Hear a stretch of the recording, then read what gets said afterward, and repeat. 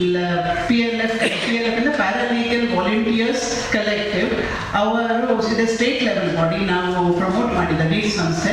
ಮೂರನೇದು Karnataka state legal service authorities.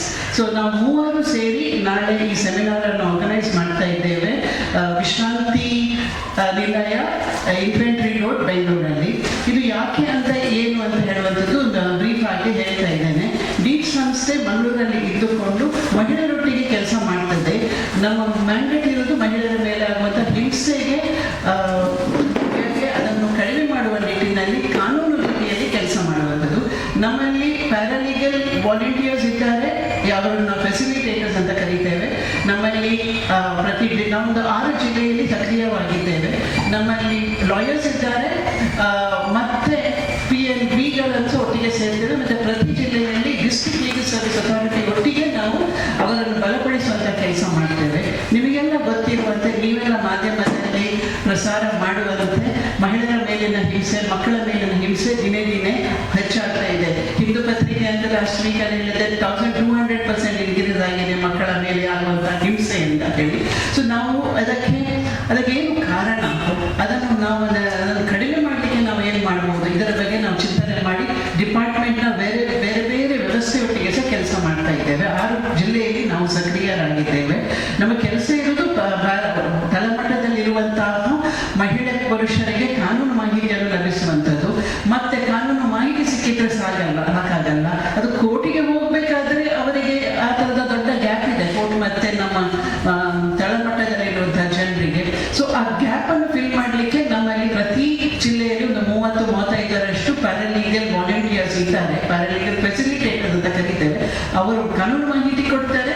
ಅದರ ಒಟ್ಟೊಟ್ಟಿಗೆ ಅವರು ತೊಂದರೆಯಲ್ಲಿರುವಂತಹ ಮಹಿಳೆಯರಿಗೆ, ಗಂಡು ಮಕ್ಕಳಿಗೆ ಕಾನೂನು ರೀತಿಯ ಸಹಾಯ ಮಾಡಲಿಕ್ಕೆ ನೆನಪಾದರೆ, ಪೋಕ್ಸೋದಲ್ಲಿ ಇದ್ದಂಥವರು, DV Act ಅಲ್ಲಿ ಬಾಲ್ಯ ವಿವಾಹದವರು, ಇಂಥವರೊಟ್ಟಿಗೆ ನಾವು ನಿರಂತರವಾಗಿ ಕೆಲಸ ಮಾಡ್ತೇವೆ. ನಮ್ಮಲ್ಲಿರುವಂತಹ ಲೀಗಲ್ ತಂಡ ಕೋರ್ಟಿಗೆ ಹೋದ ಮೇಲೆ ಅಲ್ಲಿ ಅವರಿಗೆ ಅನುಕೂಲವಾಗುವ ವಾತಾವರಣಕ್ಕೆ ಸಪೋರ್ಟ್ ನೀಡುವಂತೆ ಪ್ಯಾನಲ್ ಲಾಯರ್ ಒಟ್ಟಿಗೆ ನಾವು ಕೆಲಸ ಮಾಡ್ತೇವೆ. ಸೊ ಅದರಿಂದ ಇದು ನಮ್ಮದೊಂದು ತಂಡ ಈ ಕಾನೂನು ರೀತಿಯಲ್ಲಿ. ಯಾಕೆಂದ್ರೆ ನೀವು ಹೇಗೆ ಬೇರೆ ಏನು ಮಾಡಿದ್ರು ಸಹ ಅಲ್ಟಿಮೇಟ್ಲಿ ಕಾನೂನಿನಿಂದ ಏನು ಪರಿವರ್ತನೆ ಆಗಬೇಕು, ಖಡಾಖಂಡಿತವಾಗಿದ್ದು ತಪ್ಪು ಅಂತ ಹೇಳೋದು ಕಾನೂನೇ. ಅದರಿಂದ ನಾವು ಹೆಚ್ಚೆಚ್ಚು ಮಂದಿಗೆ ಕನ್ವಿಕ್ಷನ್ ಆದ ಹಾಗೆ, ಹೆಚ್ಚೆಚ್ಚು ಮಂದಿಗೆ ಶಿಕ್ಷೆ ಆದ ಹಾಗೆ ಈ ತೊಂದರೆಯ ಈ ಅಪರಾಧಗಳ ಸಂಖ್ಯೆ ಕಡಿಮೆ ಆಗುತ್ತೆ ಅಂತ ಹೇಳುವಂಥ ನಂಬಿಕೆ ನಮ್ಮದು. ಅದರಿಂದ ಆ ರೀತಿ ನಾವು ಕೆಲಸ ಮಾಡ್ತಾ ಇದ್ದೇವೆ ಲೀಗಲ್ ಆಗಿ. ನಿಮಗೆ ಏನಾದರೂ ಪ್ರಶ್ನೆಗಳಿದ್ರೆ ಕೇಳ್ಬೋದು. ನಾಳೆಯ ಪ್ರೋಗ್ರಾಮ್ ವಿಶ್ರಾಂತಿ ವೇಳೆಯಲ್ಲಿ 10ವರೆಗೆ ಸ್ಟಾರ್ಟ್ ಆಗುತ್ತದೆ. ನಾಳೆ ನಾವು ಸ್ಟೇಟ್ ಲೀಗಲ್ ಬಾಡಿ ಒಟ್ಟಿಗೆ ಸೇರಿಕೊಂಡು ನಾವು ಕೆಲಸ ಮಾಡಿರೋದ್ರಿಂದ ಎಲ್ಲ 31 ಜಿಲ್ಲೆಗಳಿಂದ ಪ್ಯಾರಾಲೀಗಲ್ ವಾಲಂಟಿಯರ್ಸ್ ಯಾರಿದ್ದಾರೆ ಸ್ಟೇಟ್ ಗವರ್ಮೆಂಟ್ ಅಂಡರಲ್ಲಿ ಅವರೆಲ್ಲರೂ ಬರ್ತಾರೆ. ಪರ್ಪಸ್ ಇರುವುದು ನಾಳೆ ಯಾವ ಪರಿಸ್ಥಿತಿಯಲ್ಲಿ ಪ್ಯಾರಾಲೀಗಲ್ ವಾಲಂಟಿಯರ್ಸ್ ಯಾವ ಪರಿಸ್ಥಿತಿಯಲ್ಲಿ ಇದ್ದಾರೆ, ಮತ್ತೆ ಈ ಸ್ಟೇಟಸ್ ಏನು ಅನ್ನೋದು, ಏನು ಚಾಲೆಂಜಸ್ ಇದೆ ನಮಗೆ, ಅದನ್ನು ನಾವು ಸ್ಟೇಟ್ ಮೆಂಬರ್ ಸೆಕ್ರೆಟರಿ ಒಟ್ಟಿಗೆ ಅವರು ಹಂಚಿಕೊಳ್ಳಲಿದ್ದಾರೆ, ಅಡ್ರೆಸ್ ಮಾಡಲಿದ್ದಾರೆ. ಮತ್ತೆ ಇನಾಗ್ರೇಟ್ ಮಾಡುವಂಥದ್ದು ಸ್ಟೇಟ್ ಲೀಗಲ್ ಸರ್ವಿಸ್ ಅಥಾರಿಟಿಯ ಮೆಂಬರ್ ಸೆಕ್ರೆಟರಿ ಶಶಿಧರ್ ಶೆಟ್ಟಿ ಅವರು, ಮಾನ್ಯ ಶಶಿಧರ್ ಶೆಟ್ಟಿ ಅವರು.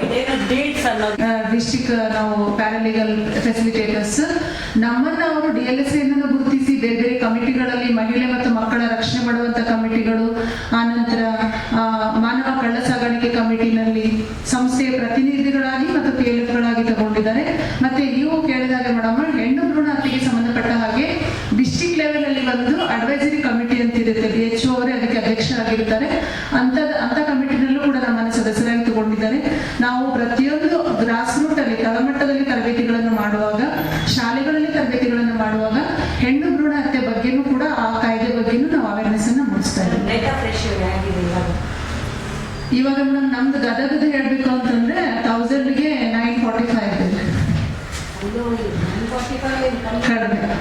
ಕಡಿಮೆ